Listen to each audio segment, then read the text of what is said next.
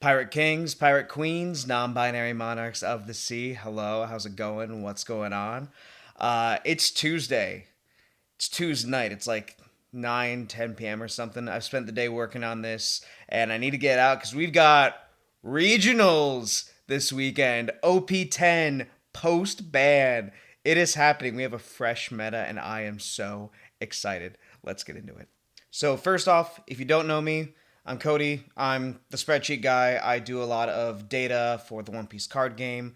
Every week, I compute the OP bounties slash TCG matchmaking's weekly power rankings. And normally, whenever a new set comes out, what I do is I take a look at all the lists online, whether that's on One Piece Top Decks, on Fire Fist, or look at Hirata's flagship totals. That's what I was going to do for OP10. And basically, I compute data on leader rankings, average winning deck lists, cost curves, 2Ks, blockers, cards of certain types, yada yada yada. That's something I had ready for OP10. Then the Banlist came out. Their rotation came out. Then I crashed out. And then I calmed down and I didn't get to post those slides because they were basically irrelevant.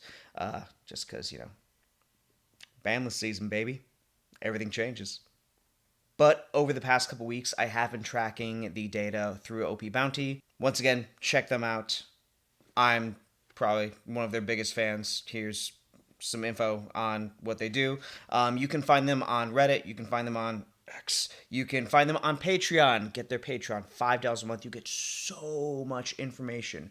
If you like what you see in this video, cool. It's going to be like a couple days out of date by the time it comes out. If you want the newest by the every 6 hours, I think they update things, get that Patreon. It's double chef's kiss. So nice. If you do know me, hi.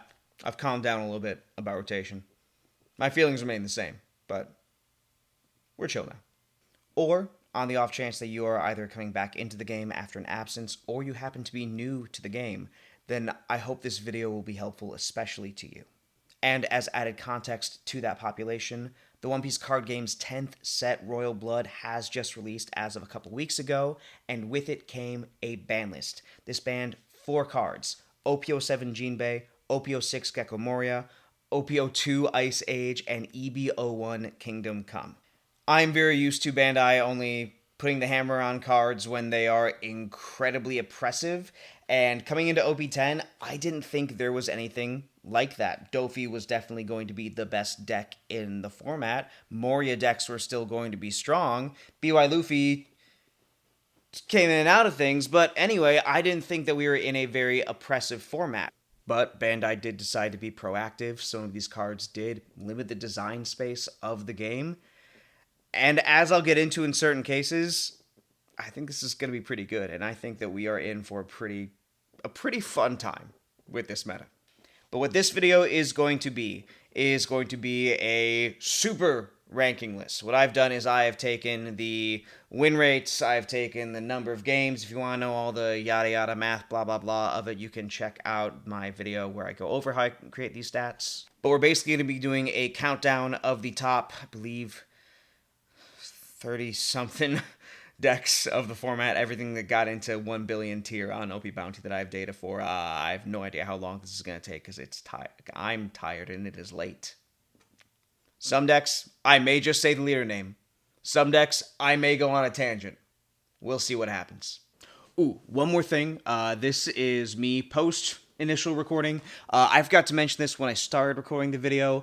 I'm going to be in Pasadena this weekend, and I would love to meet you. If you watch the channel, if you want to say hi, if you want to chat about the game, about One Piece, the series, I would love to. Please say hi. And also, it is LA. I am out in the city most of the time. If you are someone who works in TV or film in any capacity, and also enjoys card games, I guess also even if you don't work in the comic industry, but if you're a creator of any kind in that sphere, in either of those spheres, I would love to pick your brain. And I'm also just trying to meet people as I work on a project that might fill the Venn diagram in between those. I'll probably have some very cringy visual indicator that those are things I'm trying to talk about and people I'm trying to meet. But yeah, if you see me, please say hi. Here is a disclaimer, a bit of info on my methodology for how I compute these. And let's start this post-ban data deep dive with a look at the meta for the past week. So these are all the games that were played at a rank of 1 billion plus in the week before I did this. So that'd be March 30th through April 6th. And we see that Shanks is by and large the most popular deck of this past week. Again, this isn't necessarily a one-to-one of every game is one player. There, could be some players that are more active than others, but I have found that these billion-plus readouts tend to match a tournament metagame pretty closely. So I would not be surprised if the 4 regionals we have going on this weekend end up following this relatively closely. But we see Shanks with more than 20%, just under a quarter of the games. Then we see Teach following behind. Zoro and Purple Luffy neck and neck. And then between 5 and 6%, we have Dofi, Bonnie, and Lucci. And then between 3 and 5, we've got Red Green Smoker, Red Purple Luffy, Lim, and our Lord and Savior, God Usopp. And then we have 20% of decks that had less than 3% of games apiece. This is a very, very wide meta. The number, I'm not used to having this many leaders on one of these pie charts with slices this big. That's awesome. Yeah, we still have one deck that's taking the lion's share, but I don't really think we can avoid that at this point. And also, but at the same time, we are also less than a month into this point. There is room for things to change. There's a reason why Shanks has the most games, but this is a new meta. We're less than a month in. I'm pretty sure things will get interesting. The main item to note for me is Dofi. While he is now the 6th most played deck, which is a far cry from where he has been for the past 6 months or so, his presence is creeping up. The deck is not dead. It'll come up, but I think Dofi was at I think it was 3% a week or two ago, and now he's up to 5.6. I don't know if this is the time to go into it, but I think people were very much enjoying his loss, aside from the truthers, and now I think people are seeing that the deck is still, to a degree, the truth. But that's my expected meta share for this weekend. Let's get into the tier system. Again, basically take... Okay. Quickly, Cody. Quickly. Win rate. Number of games. This is the best. Take this distance. Divide it into 10. That's the score. Oh my god, I did it quickly. Nice. Alright, so at number 35, we have Green Blue Rocinante. I don't know. Looks cool. I don't know much about it. These matchups don't have me super interested. Blue Black Rebecca. It is cool to see her seeing some amount of play on the sim. Definitely the more control-oriented of these Dressrosa leaders. I know that people like to... I know we see Usopp, we see all these Dressrosa cards, we see the fact that it's blue-black, and we think, pure control. Usopp is a tempo deck, aggro control. I need to get more games with Usopp in any way. Usopp is cool. But Rebecca is definitely the more controlling of these variants. I'd like to see her do more. That Teach matchup is pretty nice, but again, very low number of games. Then we have Sugar over here. This is 22 events. 22 events, which makes sense because when you activate an event, you get to set one Don from the Don deck as active. That's honestly all I know about the deck. I have not read any of these cards. Looks cool, though. I want to play a game of it on the sim, but I probably won't find the time, even though I really, really want to. Purple Black Luffy. Oh, my guy. Yeah, no more Moria playing the 9-cost Kaido. Adding some events. We have the Gamma Knife for 8-cost Kid in those matchups. We're running the OP05 Zorojuro for some extra ramp there. And then I think this list is not too far off from where it was in OP09. Otherwise, yeah, a little more consistency. This one, yeah, definitely had the Gear 5 Luffy's. And again, if you see a number greater than 1 in that top bar there after lists, then it's going to be an amalgam of multiple lists most of the time. Nico Robin, oh, Queen, love you. 6 cost Linlin, I like that a lot. Damned Punk. Damned Punk! Sorry. Damned Punk. I like that a lot too. And, ooh, the ACOS Eustace Kid in this deck, the Starve is real. Ooh, those matchups are, I wish those were not real, but one of these days, maybe I'll take it for a spin. I need to get my hands on some ACOS Kids and some Damn Punks just for a lot of different decks.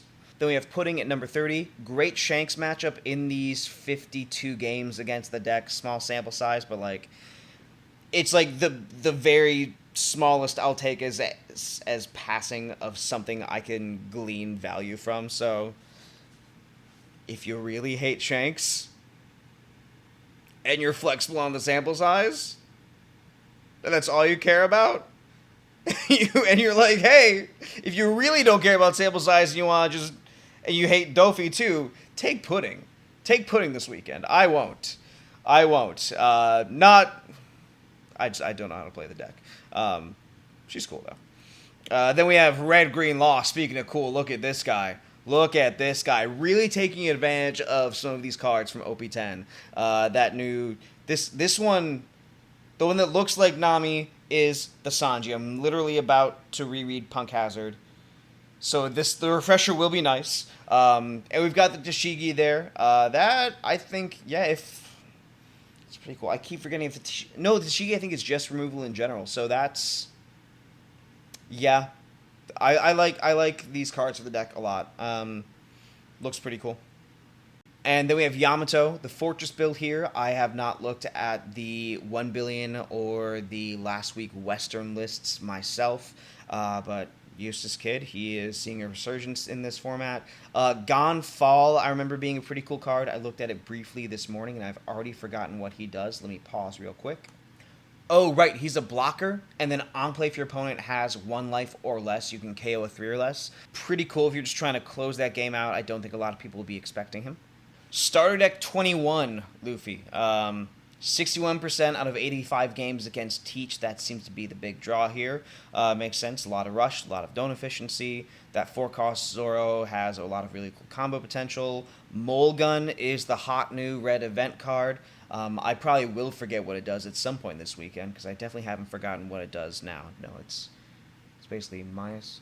Yeah, no, yeah. You minus 2k to something, then if you have a 6k, you KO a 5k. So basically it's like a conditionally souped up Gum Gum Jet Pistol, which really fits the theme of that starter deck. This is neat. Buggy Sama! Oh god, I'm such a weeb. Yeah, we've got Buggy. We have the promos now. Notice this. Right here, we've got 3 of the 10 drop.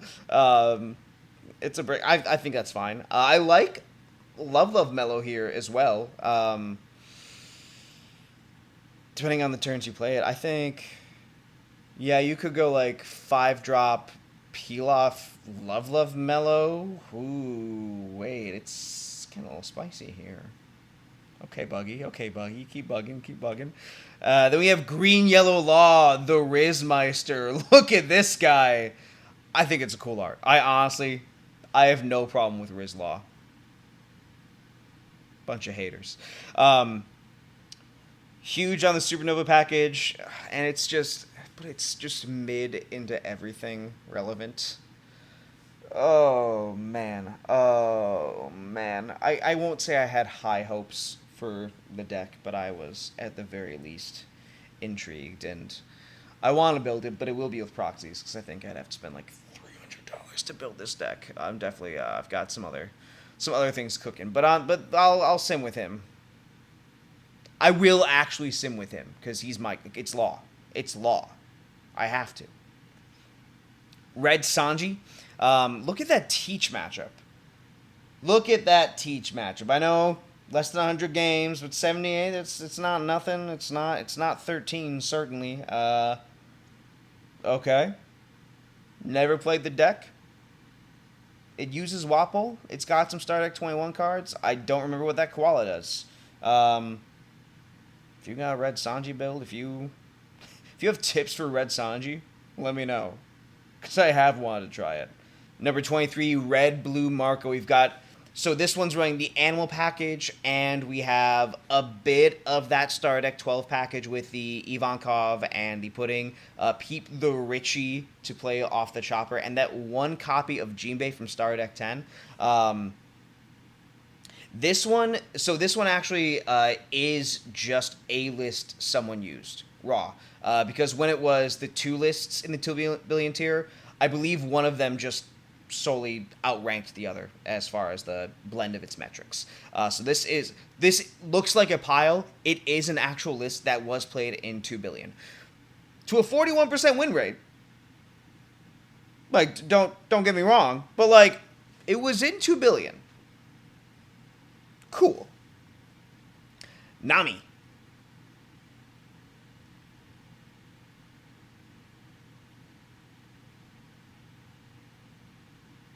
I see one gravity blade. Nami. Ah, hey, buddy. Hey, how you been? Don't look at me like that. Don't you... Hey, hey, hey. Hey. Chill. Chill. Alright. Oh, you got some new... Wait, who's your friend? Who's your redhead friend there, Mr. 8 cost, burn a life? Mr. Rest to block... Okay. Mr. Onkeo, burn one... Sir. I like your new friends. I like your new friends. No, we're still done. We're still done. Don't look at me like that. Don't look at... No, no. No, no, no, no, no, no. Stop it. No. I'm done with you. Okay, you're aggro. You rush in. No, oh, wow. You're on Robin's good side now. Cool. No, I can't. I can't. I can't. I can't. I can't. It's lovely to see you. Next. Black Moria.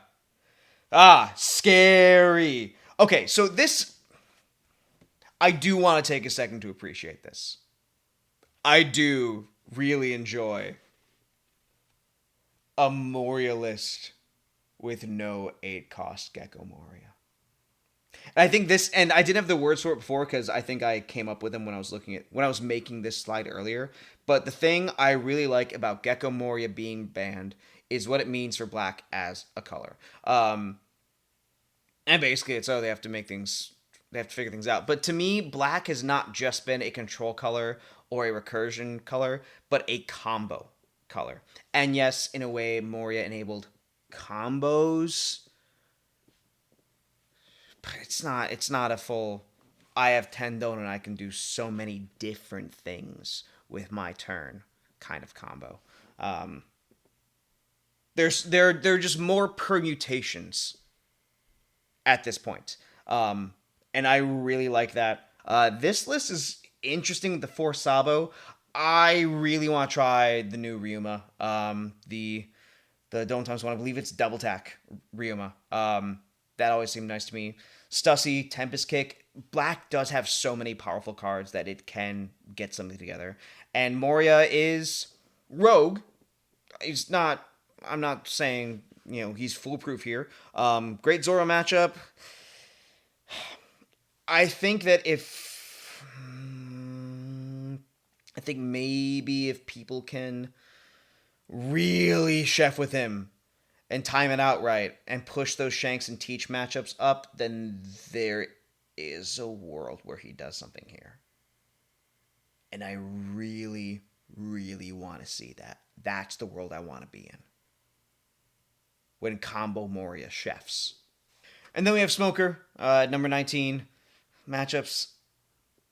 I think the first week when people were testing things out, he was getting some decent winnable matchups across the board. I think as things have figured themselves out more, he has slipped further.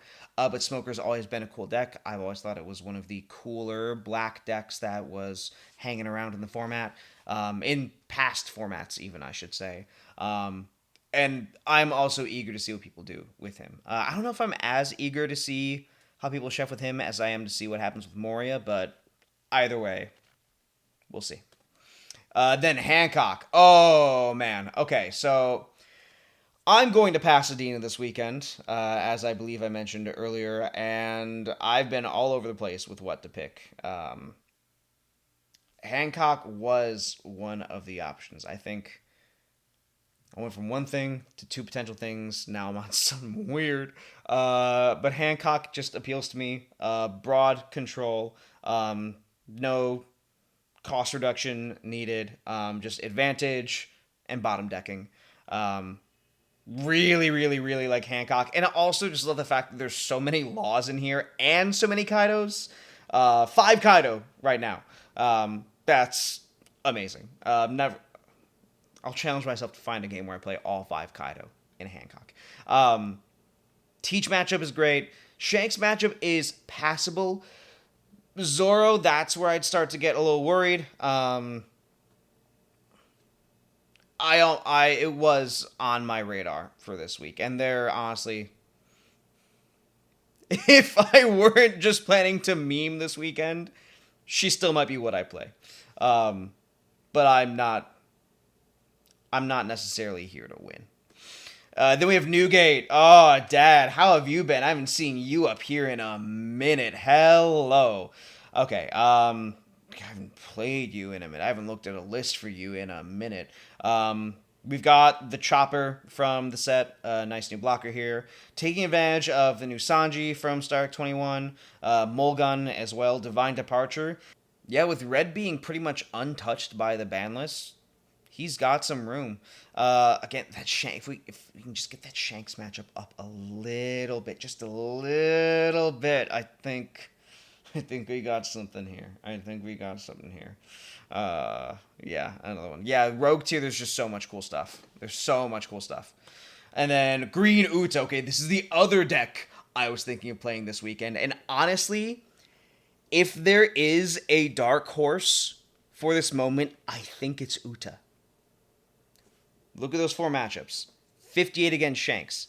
50-50 into Teach. 48 into Zoro. That's still winnable. That is still completely winnable. 52 into Pluffy. After that, we're getting a little dicey. And again, not the biggest sample size for all these. And that lower sample size is why she is at the top of Rogue tier, and not somewhere higher. But if you're just gonna high roll against the top decks and you don't care about anything else, if you don't care about anything beyond the 4th most popular deck, play Uta. If you got the stuff for it, I think there is something to be said about her. And this is one where I think she's going to do something. Maybe not this weekend, but at some point I think we're gonna see Uta get a top. I would not be surprised. Then Bello Betty. Hello, Betty. New cards. We've got the Inazuma. The Mulgun. The Mulgun I haven't seen as much of until this week. And then this person was running the Dragons. What? I forget. Hold on. I need to check another card. Oh, the Dragon's Breath. I was searching Dragon Claw and got really confused for a second. That's a different card. KO up to one of your opponent's power 3,000 or less characters, and then one of your opponent's 1 cost or lower stage cards. This is Blackbeard Hate. This is get rid of Hachinoshu, which I didn't think would be very important. Just given the fact that she's an aggro deck, and Teach does not like that. From what I remember in 09, Teach does have some new tools, though, so this, I guess, can shore things up. At 53%, decent. Just wish she did better into Shanks. Wish she did better into a couple other things, but really, Shanks is the barometer at this point. Then caught a cool guy. Okay, this one, 51 to Shanks. Love that. Wish you did better into Teach. A lot of on plays here. A lot of bodies that might be susceptible to control. I have seen Damned Punk getting run here. I have seen the 8-cost Kid getting run here. This one is on the 5-cost blocker, the Nekomamushi. Some lists I have seen in these higher tiers have omitted Pudding because, again, at this point we are just full casino. So take from that what you will. Reiju got some cool stuff here. We have the Sanji, which is a Germa 66 Searcher. We've got, in this list, 3 copies of the new Foxy, another 2K counter that when you play him, and if you are at equal or less Don than your opponent, you can draw one by trashing him, which in this deck is going to be very, very, very often. This list is on 3 copies of Gamma Knife. They really hate C and 8-cost Kid, I suppose. And potentially other characters. I mean, this is a deck that can... Combined with the Ichiji, you can get this to do some pretty cool stuff to maybe let your weenies... crash over some things. I think, yeah, this has a lot of potential in here. And then Cosette, yeah, just a chump blocker, as long as the deck is doing what it does. Yeah, I think Reiju still has some flex spots. You could run more Gina. You can go more down the... you can run the Sanji 2K. There was a list last week that was still running Niji. Definitely lots of room to mess around with Reiju. But I think the Sanji in particular just gives it a lot of consistency. So yeah, good for her. Okay, also in C tier is Red Green Smoker. Man, the roller coaster of this leader. Before set 10 comes out in Japan, hype. Set 10 actually comes out, it's not doing so great. EVO 2 comes out, it tops. Amazing. And coming into OP10 coming out for us, everyone's hype. Banlist comes out, everything's fine, and then we're here. It's not the worst. These matchups just aren't the best. There's still room to mess around, but like, you know, a durable board, 12 donut turn, there is something to be said about that. And I'm sure this is one of the places where, you know, skill expression does tend to make its mark. You get to take advantage of 8-cost Kid. Red-green, I think, is a pretty cool color combination. Yeah, we'll see. Yellow Kid. Yellow Kid. Yellow Kid! Of the decks I was excited about for this set, Yellow Kid was probably the one I was most excited for, just based on my past as a yellow player, as a troll yellow player. But this is like one of the least troll yellow decks. One of the least troll good yellow decks that I've seen. Yeah, I love Starve, I love Burn. Okay, maybe it's still a little bit troll, but still. Very neat. I can't even get into why, aside from just Teach being a bad matchup and Ploofy here. It's all right. It's decent. I haven't played games with it since before the set came out, but the deck is also hampered by the fact that it doesn't have that new 2K law that comes out on Trigger, the promo. Maybe things will be a bit better once we get that. I think it does add a lot to the deck, just as far as overall consistency, jack of all trades. Cards like that are always nice. But this list is making the best of 7-cost L and El Thor. El Thor in particular, I think is a really, really cool inclusion here. I'm curious as to see whether that will stick. 7-cost L, yeah, he's cool. I'm curious about El Thor, though.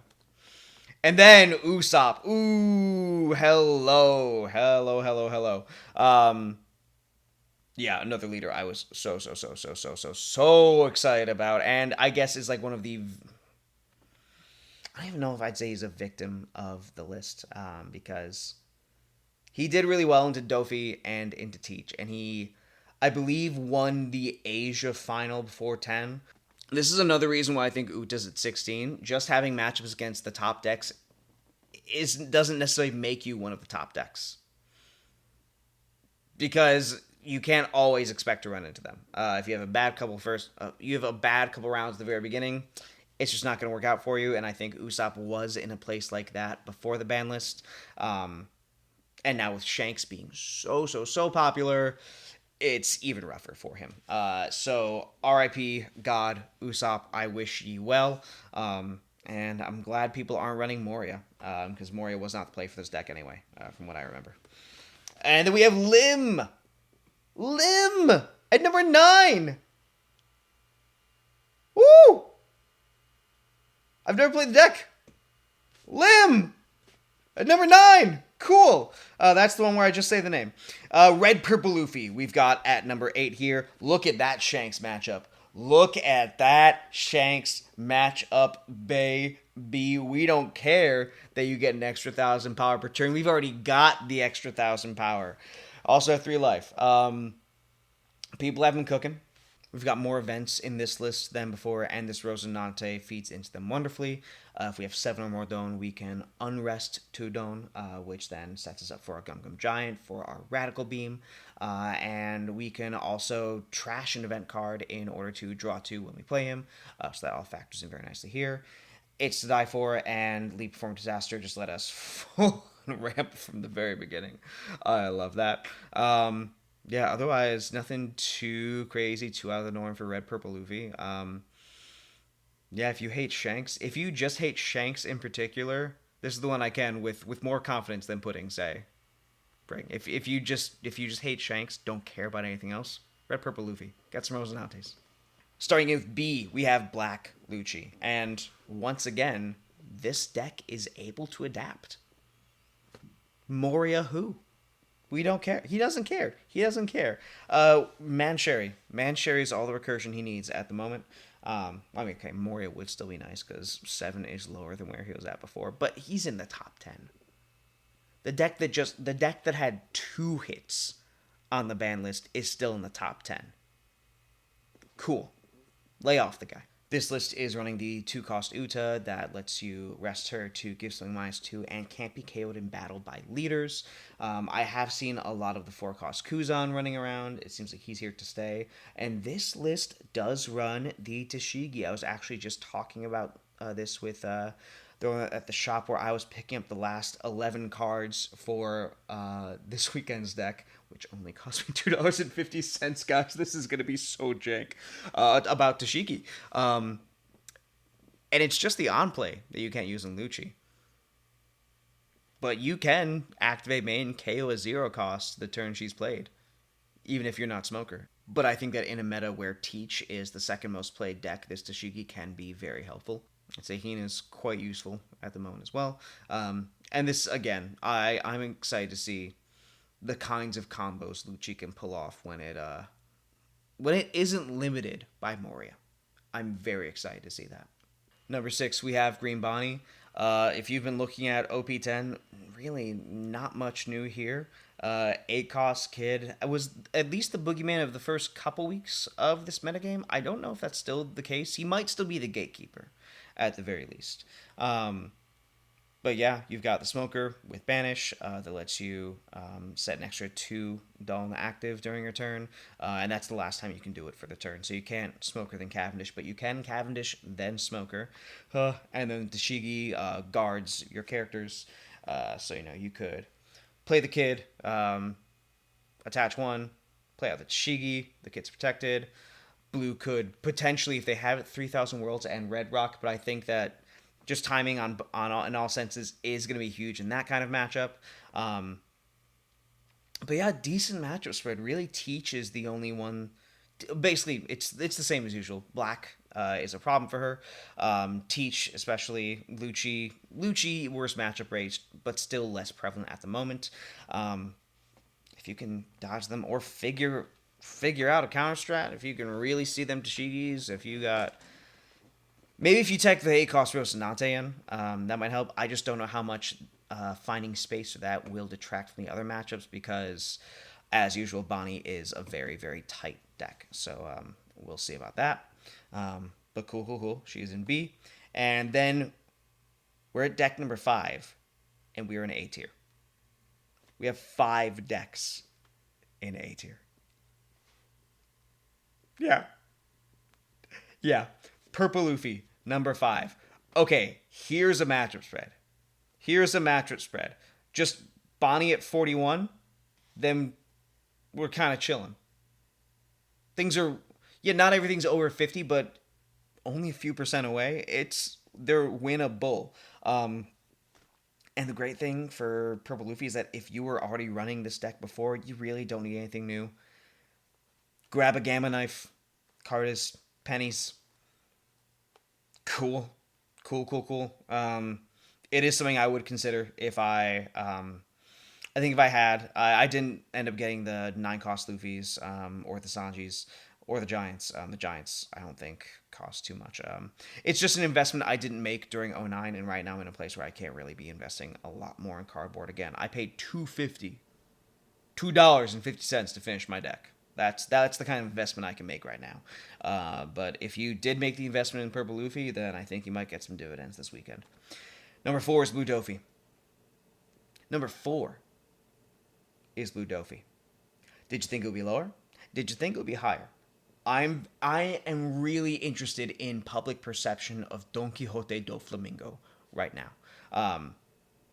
So first off, looking at the build itself, tempo focus, 4 Red Rock, 2 Gravity Blade, 3 Jozu. Some will go 4-4 on the Jozu Red Rock split.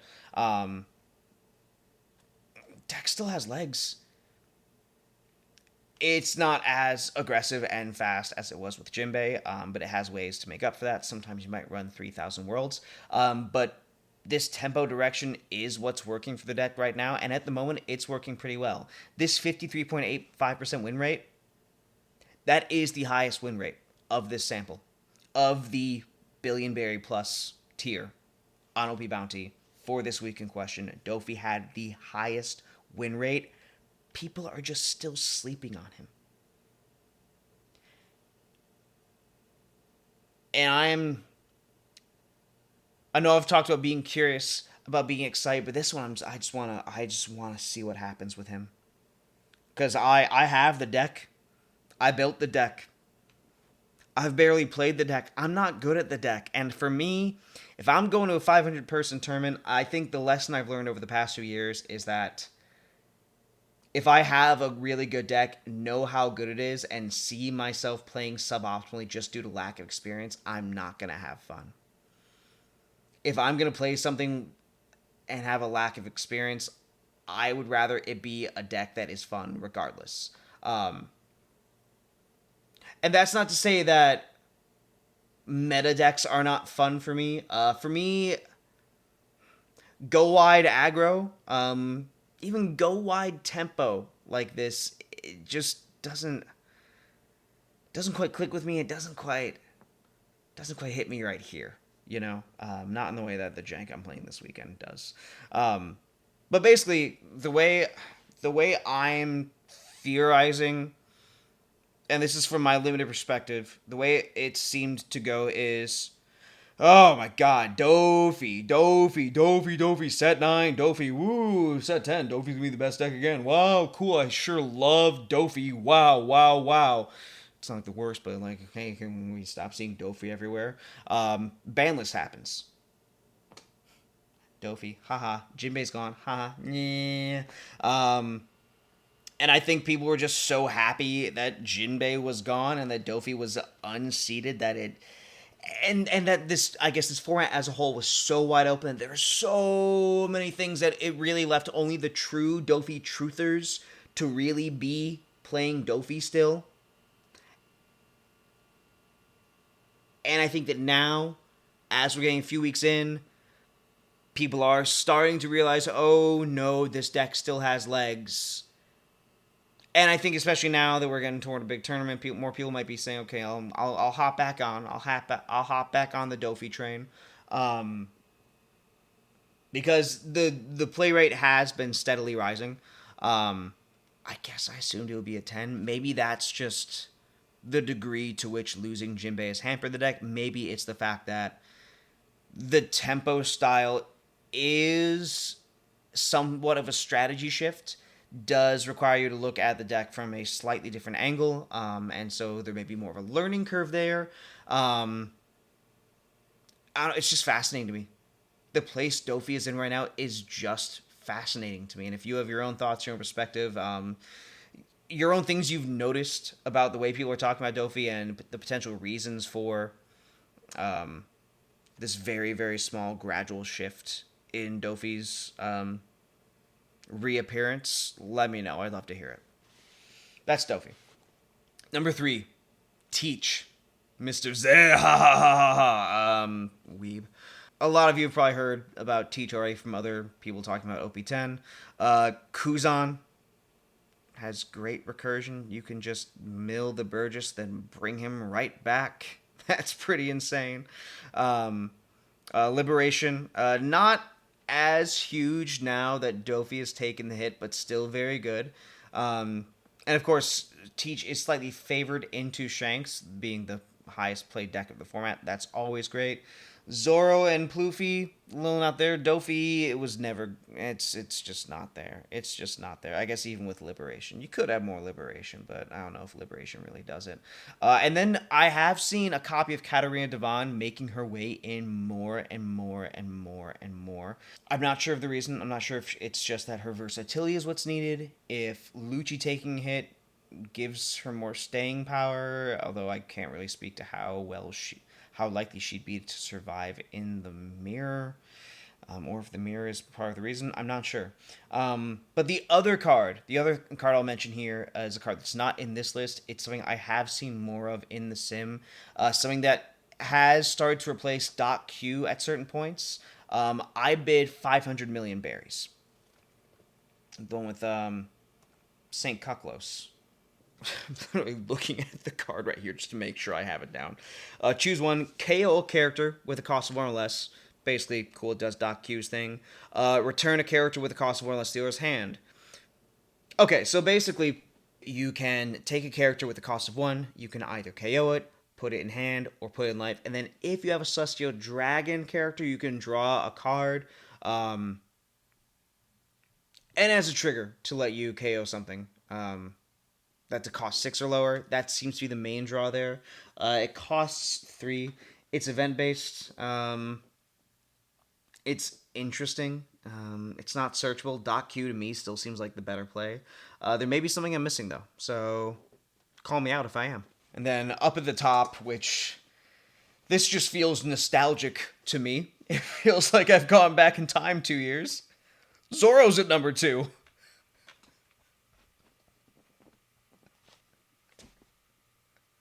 When's rotation again?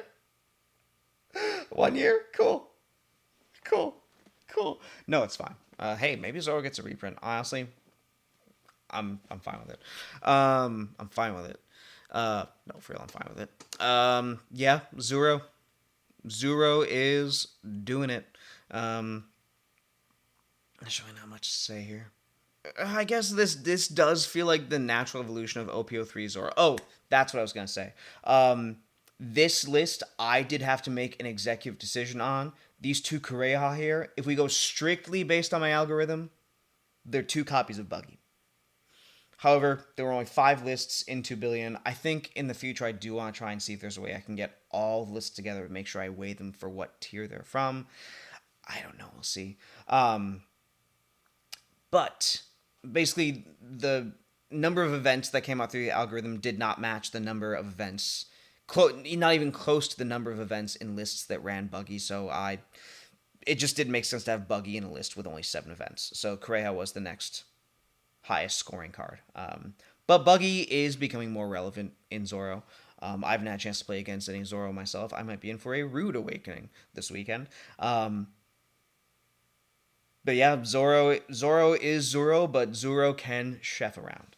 There are some options here, and again, lovely matchup spread. Now, Dofi is the one where he starts to see a little bit, and actually, as I go back to Dofi, I didn't even talk about how nice Dofi's matchup spread looks. I think Dofi's gonna eat this weekend. I think Dofi's gonna go a little crazy this weekend.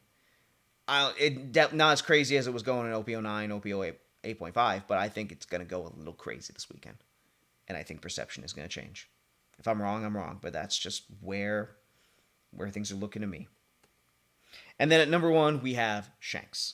Just look at these matchups.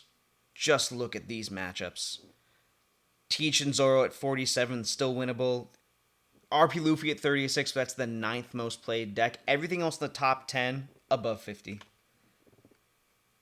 These, yeah, we gotta do something about him. We gotta do something about him. No, not really. For me, this is honestly fine. I have no problem with this. We're only a month in. There are decks that have positive matchups to him. I don't know how high those decks are going to go. The noticeably positive matchups. But everything else here, like these top 6 decks, it's winnable either way. And I think that's what a BDIF should look like, personally. And I'm up to debate about this. Or really just hear out other people's opinions. I don't have time to debate, but if this seems fine. This seems fine. And the cool thing about Shanks is that there's not just one build of Shanks. Shanks is incredibly versatile. This list you're going to see right here, this is a pile. This is the result of running the algorithm on everything. And I noticed that in the past, I want to say in the past week mainly, potentially a little bit before that, we have been seeing more Straw Hat Shanks builds come around. Wait, you're telling me there's a mono red leader that has a very nice defensive ability and a lot of big characters that put insane pressure on the opponent, that has a Yonko as the leader and has a variant of that Yonko's crew and the Straw Hats? God, I feel like I'm back in Montreal. I feel like I'm just in OPO2 again. And I'm cool with it. No, for real. We do have the Straw Hat build here. I haven't played it. I got nothing to say about it. And then we've got a more classic Red Hair Pirates build here. The Red Hair Pirates build still taking the Sanji, the Chopper from set 10. The Chopper was, of course, very popular overseas there. The Sanji, not quite as much. We see some Divine Departure in the Red Hair build. We see Red Hawk in the Straw Hat build. And we do see the Star Trek 21 Rush Luffy in both of them. I was talking to my friend, he's a pretty good Shanks player, and he's been seeing less use for the Rush Luffy lately. It seems depending on the matchups he's building for specifically. But yeah, we'll see how that one goes. Seems to me like it could be a flex spot potentially. But those are the top 30 however many decks. I've just got a couple of other things to go over real quick. Right here, we've got a tier list for this meta. Again, these are just those same rankings that we just went through, organized by tier. If you want to rewind back to the tier list definition, there you go. But the scores are right here on the table. Again, 5 decks in A seems beautiful to me. This just seems like a really cool meta. We're only a month in. Things may tighten up as time goes on, as the format gets solved. It's just nice to be in a format like this. To be in a format where there's this much discovery. It's really cool. And then I do have one more tier list here. If you watched my 8.5 video when that came out, it's kind of similar to that. Depending on what you want as a player, just win rate and number of games might not speak to you and what you want as a player. For me, I know that I tend to enjoy just having a lot of winnable matchups and not necessarily having to worry about getting blown out either way, and not really needing to have matches where I will blow my opponent out. And also, sometimes depending on your scope, some people will be looking at the format as a whole.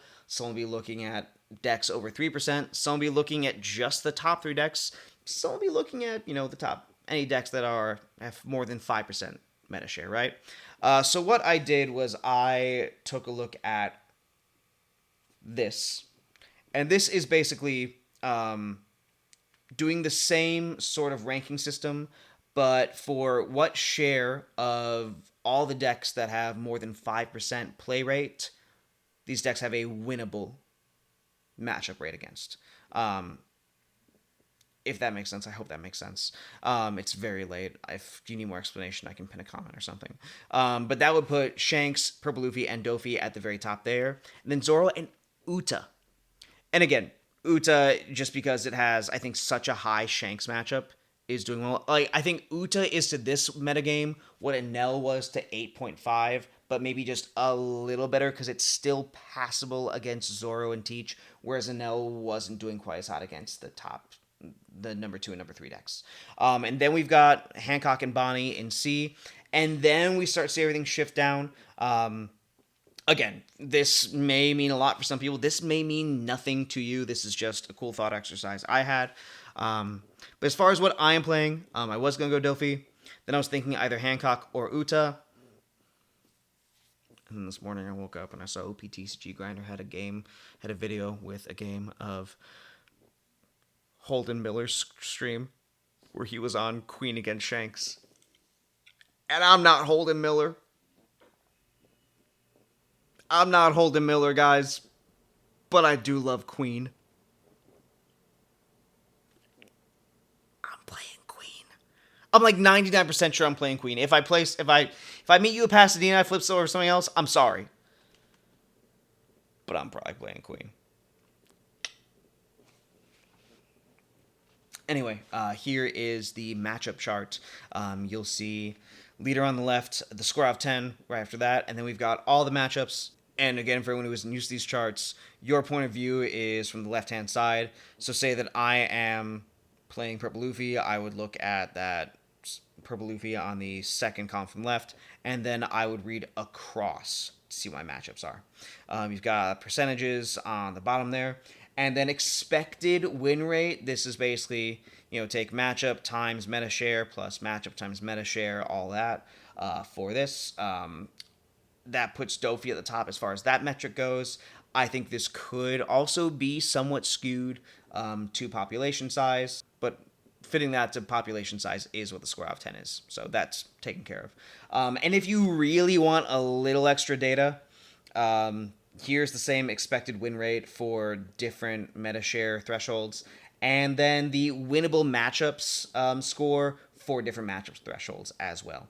If you have questions about what any of those mean or how to read them, let me know in the comments and I would be happy to elaborate. But I've probably spent enough time doing that in this video. It is 12:08 a.m. I need to work in 9 hours, and I should edit this as quickly as I possibly can. So, thank you so much. Again, if you see me in Pasadena, please, I would love to chat with you. I'm not there to win. I am there to make friends as long as those friends aren't mad at me for playing Queen. Yeah. If you are a film or comic person and you enjoy the One Piece card game, please, please, please, please, please talk to me. I would love to hear about your journey and what you do. And enjoy regionals this weekend and enjoy OP10. See ya.